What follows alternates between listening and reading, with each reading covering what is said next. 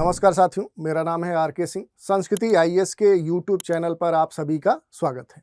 आज हम बात करने वाले हैं एक हृदय विदारक घटना की जो कल घटित हुई है। कहाँ घटित हुई है? तो उत्तर प्रदेश के हाथरस जिले में एक सत्संग के दौरान ये घटना घटित हुई है।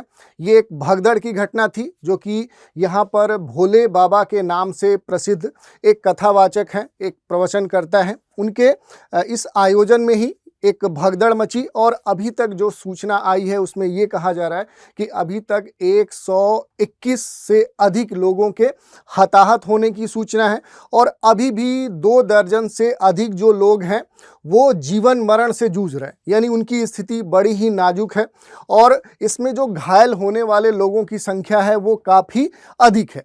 इसी घटना के संदर्भ में अभी तक जो शासन है, वो प्रशासन है, वो पूरी तरह से एक्टिव है। इस घटना के बारे में, चूँकि जब ये घटना घटित हुई उस समय संसद में जो भारत के प्रधानमंत्री हैं वो राष्ट्रपति के जो अभिभाषण था उस पर जो चर्चा हुई थी उसी की प्रतिक्रिया के संदर्भ में वो अपनी बात रख रहे थे। उसी समय ये घटना घटित हुई और उसके बाद तत्काल प्रधानमंत्री ने जो यूपी के मुख्यमंत्री हैं इनको फ़ोन किया और इस घटना के बारे में जानकारी ली और ख़ास दिशा निर्देश दिया कि जल्दी से क्या किया जाए कि घटना स्थल पे जो भी ज़रूरत की चीज़ें हैं उनको उपलब्ध कराया जाए। इसके संदर्भ में जो भी जांच है उसको कराया जाए और जो भी स्थिति है उस पर अपडेट दिया जाए। उसके बाद एक्टिव हुए हैं सीएम और बहुत सारे कह सकते हैं कि इस पे तथ्य भी उभर कर आ रहे हैं और जो भी इस पे घटनाएं हैं, जो भी बातें हैं उन पर हम विस्तार से चर्चा करेंगे। तो चलिए बढ़ते हैं। चर्चा में आगे बढ़ने से पहले आपके लिए एक सूचना है।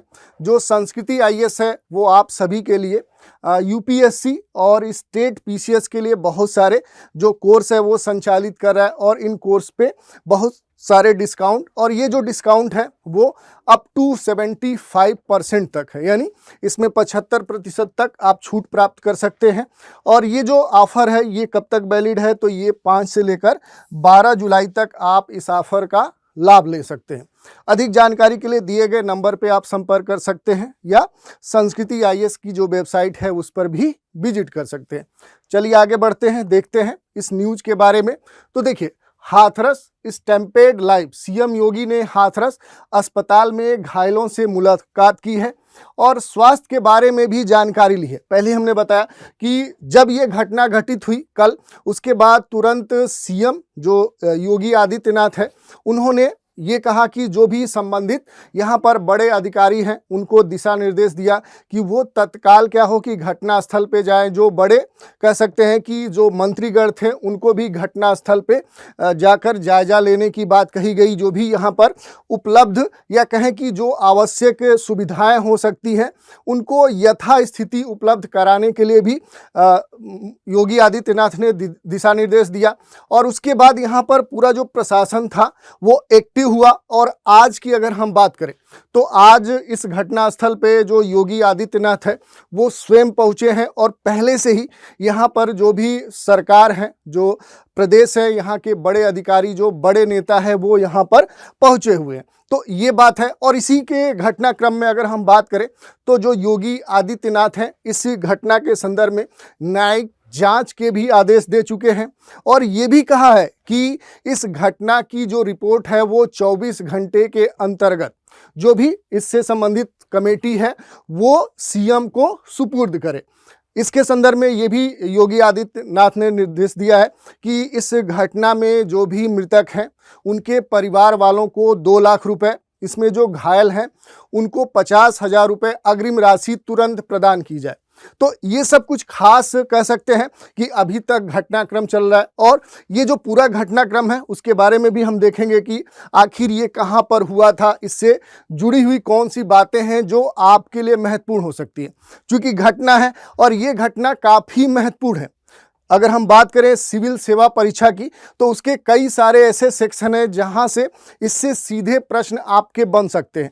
तो ये न्यूज़ काफ़ी महत्वपूर्ण है। आगे बढ़ते हैं और देखते हैं कि आपको इसके बारे में कौन कौन सी जानकारी अभी तक उपलब्ध है। पहली बात कि आखिर ये जो घटना है ये कहां पर घटित हुई है, तो यूपी का अगर हम बात करें कि जो हाथरस डिस्ट्रिक्ट है वहीं पर जो फुलरई यहाँ पर एक गांव है, वहाँ पर ये घटना देखने को मिली। तो ये आपके लिए भी महत्वपूर्ण हो सकता है लोकेशन।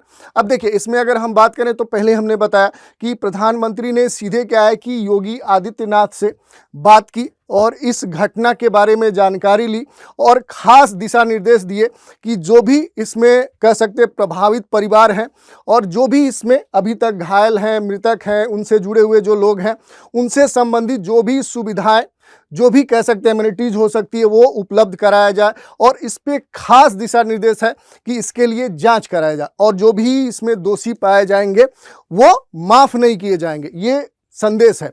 अब इसमें अगर हम आगे बढ़ें और बात करें तो हाथरस का जो ये हादसा है, इस पे जो मुख्यमंत्री हैं वो पूरी तरह से आग बबूला है और इन्होंने कुछ बड़े फैसले लिए, जैसे कि हमने बताया कि न्यायिक जांच के आदेश दे दिए हैं, इसके संदर्भ में कमेटी बना दी है और ये भी कहा है कि 24 घंटे के अंतर्गत इसकी रिपोर्ट है वो मुख्यमंत्री को मिलनी चाहिए।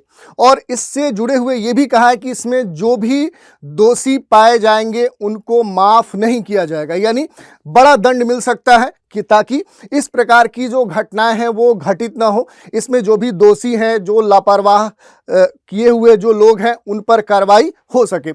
इसके अलावा अगर हम बात करें कि अभी वर्तमान में स्थिति क्या है, कि आखिर यहाँ की स्थिति क्या है, तो पहली बात कि अभी तक इसमें जो लोग मरे हैं उनकी संख्या ये कहा जा रहा है कि 121 से अधिक हो चुकी है और ये भी कहा जा रहा है कि ये संख्या 150 तक भी पहुंच सकती है। क्यों पहुंच सकती है कि अभी भी 2 दर्जन से अधिक जो इसमें घायल लोग हैं उनकी स्थिति काफ़ी दयनीय है, वो जीवन मरण से जूझ रहे हैं, तो ये कह सकते हैं। और इसमें सबसे महत्वपूर्ण बात है कि जो मरने वाले लोग हैं उसमें जो सबसे अधिक संख्या है वो महिलाओं की है, यानी कि ये जो समागम था, ये जो प्रवचन हो रहा था, जो आयोजन था, इसमें जो महिलाएं हैं वो सबसे अधिक संख्या में मौजूद थी।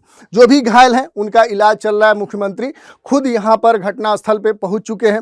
जो हाथरस डिस्ट्रिक्ट है वहाँ का जो जिला अस्पताल है, वहाँ पर बहुत सारे जो कह सकते हैं कि जो हॉस्पिटल हैं और जो उससे सटे हुए जो क्षेत्र हैं, जो ज़िले हैं, वहाँ से मेडिकल सुविधाएं वहाँ उपलब्ध कराई जा रहे हैं और जो भी इसके आसपास के ज़िले हैं वहाँ भी लोगों को पहुँचाया जा रहा है, उनका इलाज किया जा रहा है। इसके अलावा अगर हम बात करें तो इसमें जो ये समागम था जो कि किसका था, तो यहाँ पर जो भोले बाबा के नाम से जो प्रसिद्ध व्यक्ति हैं ये अभी तक क्या है कि फरार बताया जा रहा है।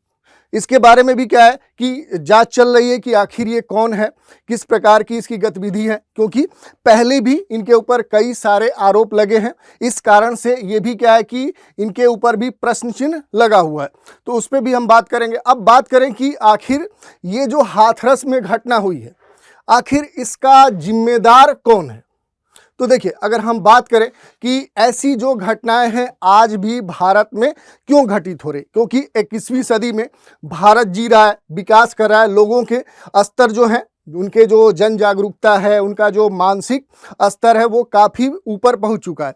फिर भी इस प्रकार के भीड़ भाड़े वाले आयोजन स्थल पे लोग क्यों जाते हैं और क्यों अपनी जान कह सकते हैं कि यहाँ पर फंसाते हैं, ताकि कि कभी कभी अगर ऐसी घटना घटित होती है तो क्यों घटित होती है और इसके पीछे आखिर मूल रूप से जिम्मेदार कौन है। इसमें कई सारे लोग हो सकते हैं, जैसे ऐसे जो आयोजक हैं, क्या आयोजक जिम्मेदार हैं, सरकार है, प्रशासन है, समाज है, जनता है, या हम लोग हैं, ये भी प्रश्न उठता है। क्योंकि इसमें हम ही लोगों के बीच के लोग जाते हैं और उनको पहले से पता है कि ऐसे जो स्थल हैं वो क्या है कि कह सकते हैं कि ऐसी स्थिति वहाँ उत्पन्न हो सकती है, भगदड़ हो सकती है, फिर भी यहाँ पर लोग जाते हैं बिना ये जाने कि वहाँ कौन सी सुविधाएं उपलब्ध हैं या नहीं है।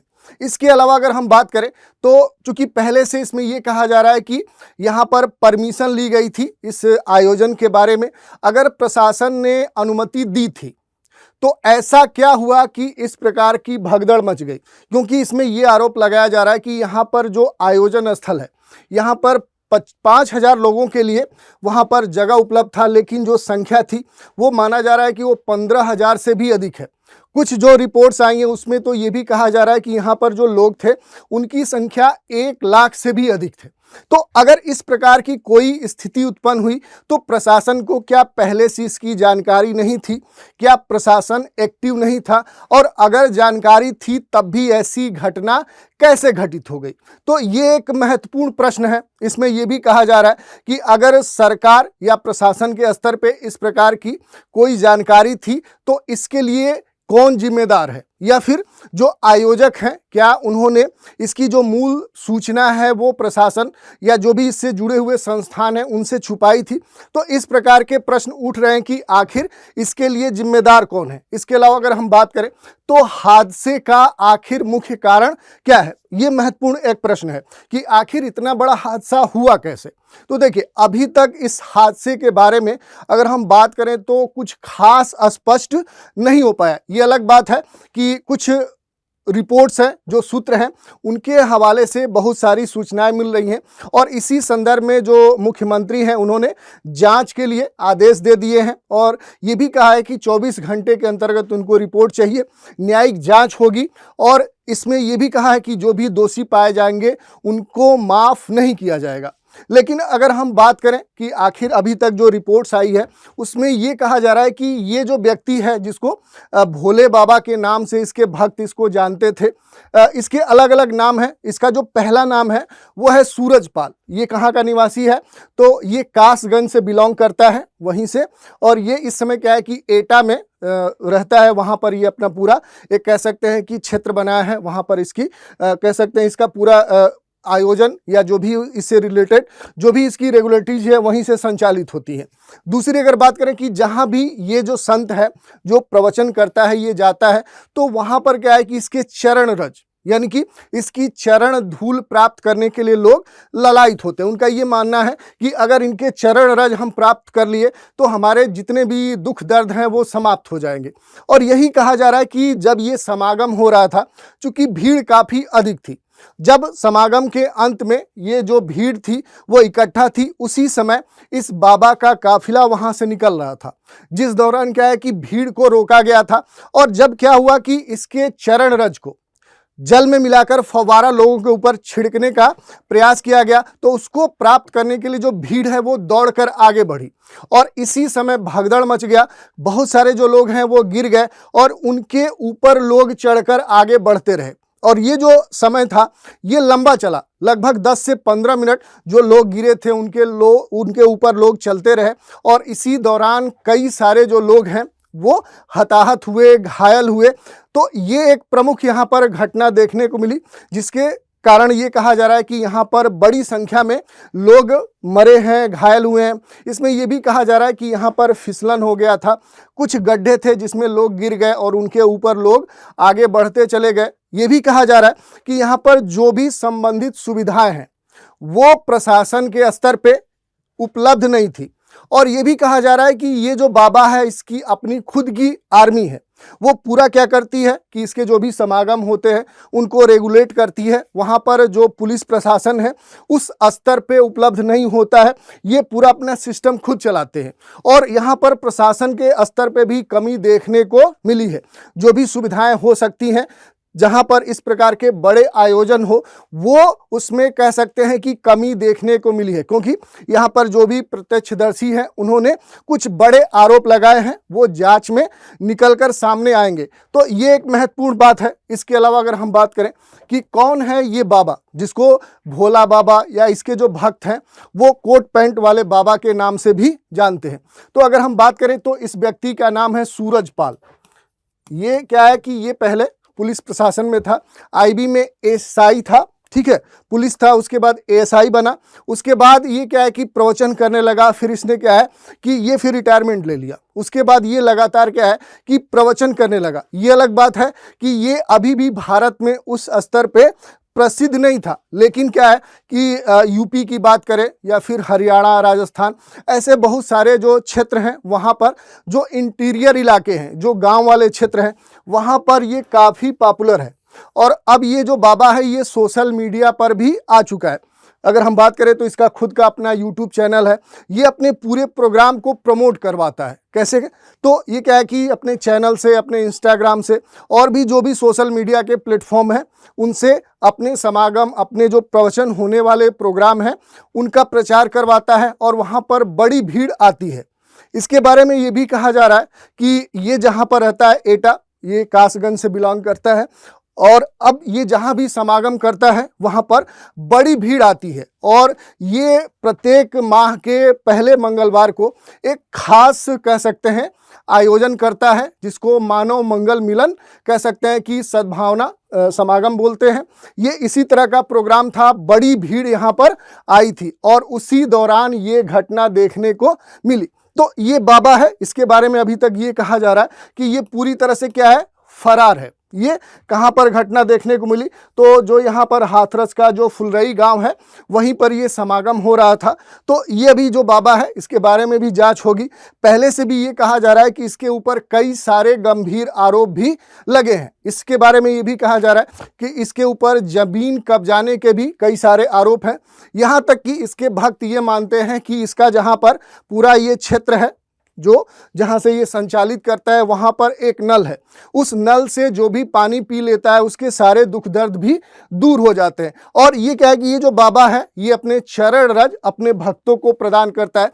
तो इस प्रकार के कह सकते हैं कि और इसकी जो पैठ है वो राजनीति में भी है। अगर हम किसी खास व्यक्ति का नाम ना ले तो कई सारी पार्टियां हैं जो इसके समागम में, उसके बड़े जो नेता हैं, जो कह सकते हैं कि बड़े लोग हैं, वो पहुंचते हैं। तो इसकी जो पैठ है वो राजनीतिक हलकों में भी है और प्रशासन में भी कह सकते हैं कि इसकी हनक है। तो ये हमने देख लिया कि आखिर ये बाबा है कौन।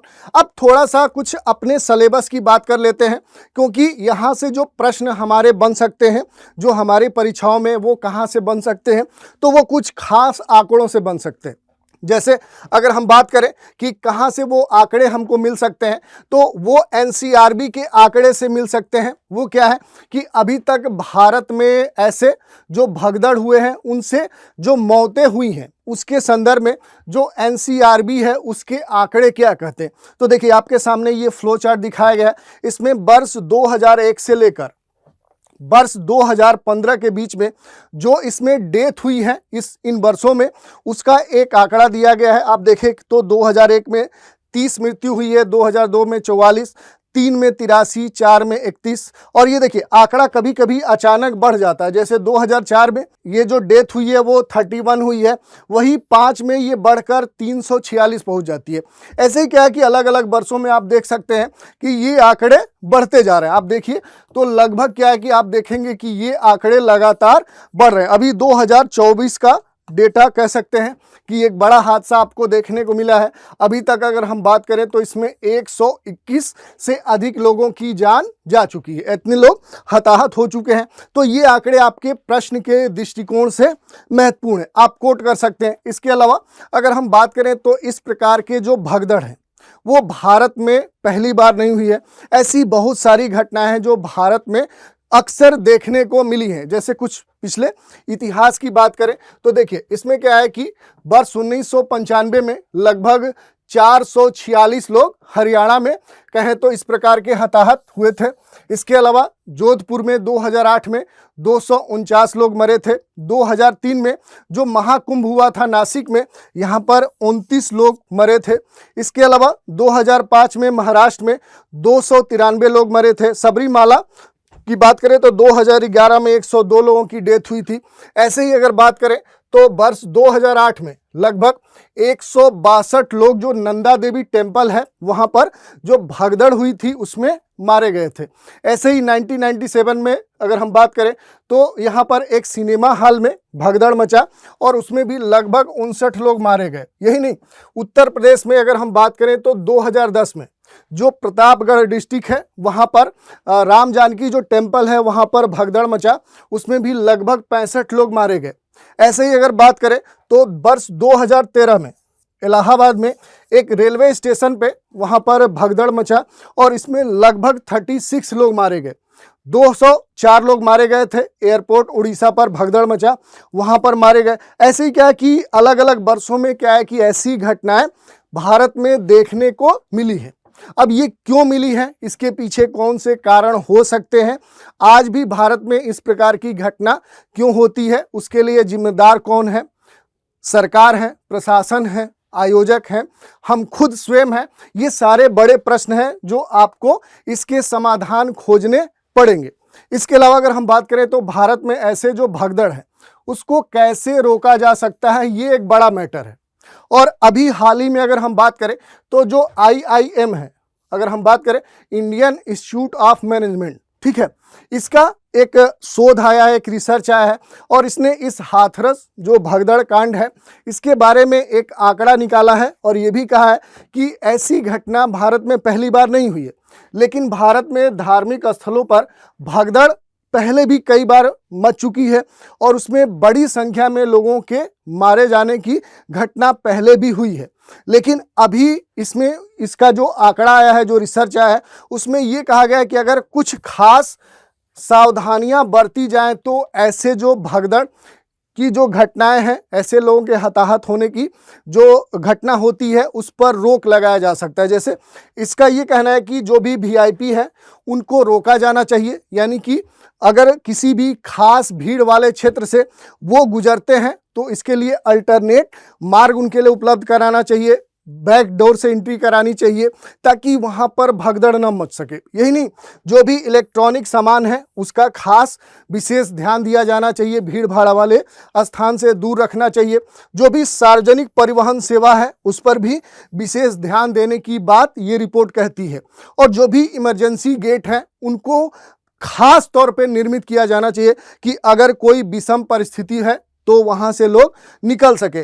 और सबसे महत्वपूर्ण बात इस रिपोर्ट में है कि मेडिकल फैसिलिटी की, इसका ये भी कहना है कि जो कह सकते हैं चिकित्सकीय जो सुविधाएं हैं वो पर्याप्त मात्रा में इस प्रकार के जो भी बड़े आयोजन हो वहां पर उपलब्ध होने चाहिए, ताकि अगर कोई भी स्थिति हो, जैसे यहीं की बात करें तो यहाँ पर जो हाथरस है ये छोटा डिस्ट्रिक्ट है, यहाँ का जो जिला अस्पताल है उसके पास इतनी कैपेसिटी नहीं थी कि इतने बड़े कह सकते हैं घटना घटित होने के बाद जो बड़ी संख्या में लोग यहाँ पर पहुँच रहे हैं उनके लिए पर्याप्त मेडिकल सुविधाएं यहाँ पर उपलब्ध नहीं थी। अगर प्रशासन पहले से ही एक्टिव होता, क्योंकि उसको पहले से ही इस आयोजन की जानकारी थी, तो उसको क्या करना चाहिए था कि यहाँ पर जो भी सुविधा है उसको उपलब्ध कराए या फिर जो भीड़ आने वाली थी उसको कंट्रोल कर सकता था, तो इस प्रकार की घटना नहीं घटित होती।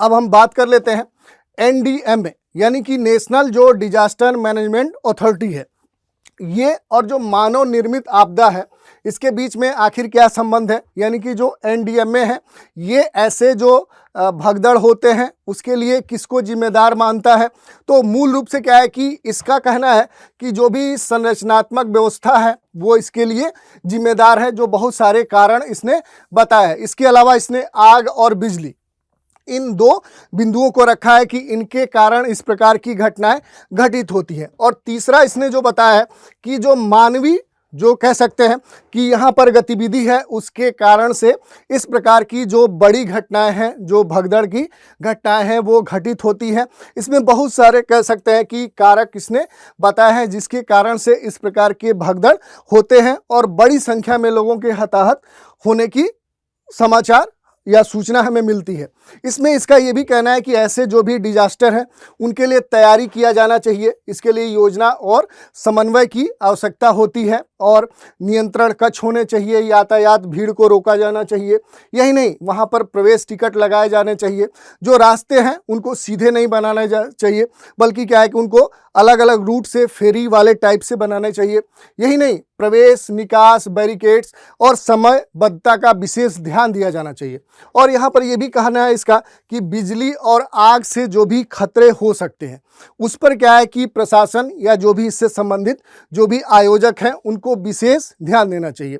इसमें इसका ये भी कहना है कि अगर आपदा प्रबंधन के स्तर पे भगदड़ के बाद क्या किए जाने चाहिए उसका भी इसने बड़े स्तर पे स्पष्ट किया है कि ये कार्य किए जाने चाहिए, तो ये भी आपके लिए महत्वपूर्ण है। इसके अलावा अगर हम बात करें कि अगर कहीं भी इस प्रकार के स्टम्पेड होते हैं तो उसके बाद क्या किया जाना चाहिए, ठीक है, ये आपके लिए महत्वपूर्ण है। ये आपसे पूछा जा सकता है कि कौन से एहतियात बरतने चाहिए, कौन से आगे कार्रवाई की जानी चाहिए, ये आपसे पूछा जा सकता है। ये आपके लिए महत्वपूर्ण है। तो ये जो नेशनल डिजास्टर मैनेजमेंट अथॉरिटी है उसकी वेबसाइट पर आपको देखने को मिल सकता है। इसके अलावा अगर बात करें तो इससे संबंधित जो भी भगदड़ है, जो स्टैम्पेड की घटनाएं देखने को मिलती है, आखिर इसके खिलाफ कानूनी प्रावधान क्या है, तो इसमें कई सारे प्रावधान आपको देखने को मिल सकते हैं। जो आपदा प्रबंधन अधिनियम 2005 है उसमें भी इसका उल्लेख है। उसके अलावा पुलिस अधिनियम 1861 और जो राज्य विशिष्ट नगर पुलिस अधिनियम है उसमें भी इसके संदर्भ में बातें कही गई हैं। इसके अलावा अगर हम बात करें तो जो भी राज्य विशिष्ट मेला अधिनियम है या फिर जो सिनेमा अधिनियम है, और इसमें क्या है कि इसके बारे में विशेष तौर पे बात कही गई है कि कौन से एहतियात बरतने चाहिए इस प्रकार के अगर आयोजन है, जो भी कह सकते हैं समागम है, तो ये आपके लिए महत्वपूर्ण हो सकता है। इसके अलावा क्या है कि अगर हम बात करें कि ये जो टॉपिक है ये हमारे पाठ्यक्रम से, हमारा जो सिलेबस है वहाँ कहाँ से जुड़ता है, तो देखिए ये गवर्नेंस से जुड़ता है। जीएस का मेंस का जो पेपर 2 है वहाँ से जुड़ता है। यही नहीं, अगर जीएस के पेपर 3 जो डिजास्टर है यहाँ से भी आपका जुड़ता है। इसके अलावा अगर हम बात करें तो जीएस का पेपर 3 है जहाँ साइंस एंड टेक है वहाँ से भी ये जुड़ता है। कैसे जुड़ता है उसको भी हम आगे दिखाएंगे। और यही नहीं, अगर हम बात करें तो जो इथिक्स का पेपर है वहाँ पर भी केस स्टडी से जुड़े हुए प्रश्न आपके पूछे जा सकते हैं कि यदि आप किसी जिले के जिलाधिकारी हैं, अगर वहाँ पर इस प्रकार की घटना घटित होती है तो आप क्या करेंगे। या फिर अगर हम बात करें तो आपका जो प्री एग्ज़ाम है उसमें भी जो डिसीजन मेकिंग के प्रश्न बनते हैं वहाँ पर इस प्रकार के जो घटना है, इस प्रकार की जो केस स्टडी है उस पर प्रश्न पूछे जा सकते हैं। अब देखिए इसी एपिसोड पर या जो घटना घटित हुई है इस पर कुछ प्रश्न देख लेते हैं। पहला प्रश्न है, ये कह रहा है कि सार्वजनिक स्थलों और सार्वजनिक आयोजनों में मानव भगदड़ के संदर्भ में पूर्व तैयारी के उपाय बताइए। ठीक है, ये क्यों कह रहा है, तो देखिए ये पहले एक तरह से वहाँ पर जो भी व्यवस्था है उसके बारे में क्या तैयारी होनी चाहिए। क्योंकि आप पहले हमने बताया कि 2-3 चीज़ें हैं। अभी जो IIM का जो कह सकते हैं कि डेटा आया है, जो रिसर्च आया है उसमें भी ये कही गई है। इसके अलावा अगर बात करें कि जो नेशनल डिजास्टर मैनेजमेंट अथॉरिटी है उसने भी इस प्रकार की तैयारियों की बात कही है। यही नहीं, अगर हम बात करें कि आपदा प्रतिक्रिया और ऐसी मानव निर्मित आपदाओं के समाधान और उन पर रोक लगाने में विज्ञान और प्रौद्योगिकी यानी साइंस एंड टेक का क्या अनुप्रयोग हो सकता है, इस पर भी प्रश्न आपके पूछे जा सकते हैं। और भारत जैसे देश में मानव निर्मित आपदाओं में जो मीडिया है उसकी भूमिका क्या हो सकती है, उस पर भी आपके प्रश्न पूछे जा सकते हैं। और यही नहीं, भगदड़ को बढ़ावा देने वाले जो विभिन्न कारक हैं वो कौन से हो सकते हैं, और ऐसे भगदड़ को देखते हुए जो NDMA है, जो नेशनल डिजास्टर मैनेजमेंट अथॉरिटी है, उसने कौन सी सिफारिशें की है। क्योंकि ये जो सिफारिश है ये कब आई थी, तो ये काफ़ी पहले आई थी। और उसमें अगर हम बात करें तो इसने खास कह सकते हैं अनुशंसाएं जाहिर की थी जिससे इस प्रकार के भगदड़ पर रोक लगाई जा सकती है, कम से कम लोग हताहत होंगे या ऐसी घटनाएं घटित नहीं होगी। यही नहीं, मानव निर्मित आपदाओं के विरुद्ध सरकार की तैयारियों पर आलोचनात्मक टिप्पणी कीजिए। तो ऐसे बहुत सारे इस टॉपिक पे प्रश्न बन सकते हैं। तो ये टॉपिक आपके लिए काफ़ी महत्वपूर्ण हो सकता है। आगे ये भी देखना है कि इस पे सरकार जांच करवाती है, कौन दोषी पाए जाते हैं। और इस प्रकार के जो घटना घटित हुई है ये काफ़ी हृदय विदारक है। और एक बार फिर हम कहेंगे कि मेरे तरफ से और संस्कृति IAS परिवार की तरफ से इसमें जो भी हताहत हैं या जो घायल हैं उनके परिवारों को खास संवेदना है, हमारी उनके साथ विशेष संवेदना है। और इसी के साथ आज इस एपिसोड को हम समाप्त करते हैं। आप हमारे साथ बने रहें, इसके लिए धन्यवाद।